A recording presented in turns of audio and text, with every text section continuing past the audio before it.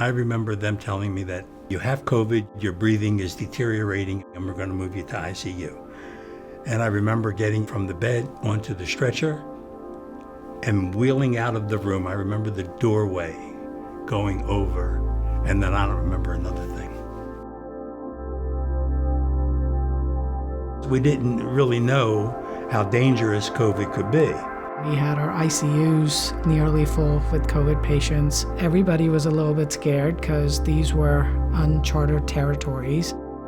I've been a nurse for 35 years and I never actually experienced anything like COVID. It was different. We were both in the hospital at the same time with COVID. I don't think I realized how bad my husband was until the hospital asked the children to come in, and I saw their faces.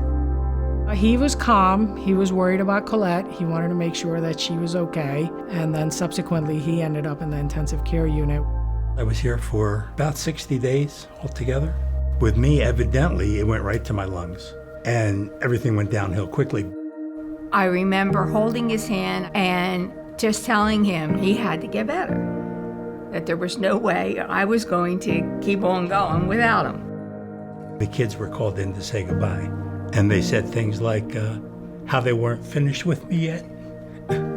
So, you got to get up and come home. I don't remember anything after being wheeled up to ICU until one of the nurses brought a phone in, and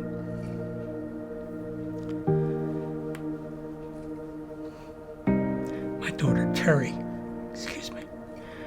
I heard her over the phone, and that was the first time that I became conscious. I came out of the anesthesia. I think most people feel a certain sense of safety when they're at Riddle, and I think that was what took over.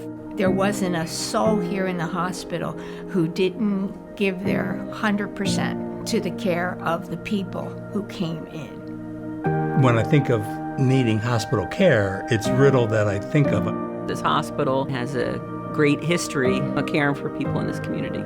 They're building a new pavilion in front of where the hospital currently exists to better serve our patients. This renovation gives us a place to have more rooms for surgeries, more negative pressure rooms, single rooms for the patients. It increases our ability to provide great ongoing care to the community surrounding us, which seems to be expanding and growing at a very rapid rate. There's no real financial return for the system to make this type of investment here. It's an investment in this community and for the patients who come to us. We were leaving the ICU, and I'm in the stretcher, and they're wheeling me out, and we get into the hallway, and the hallway is just lined on both sides.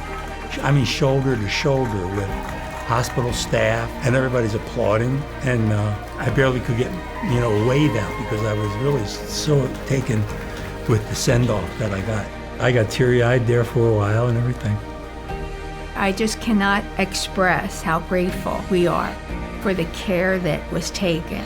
Everyone just pitched in to be able to take care of everyone who was sick. It was just unbelievable. It's just a great legacy that Sam Riddle left to this community, and it's pretty special. It's always been special.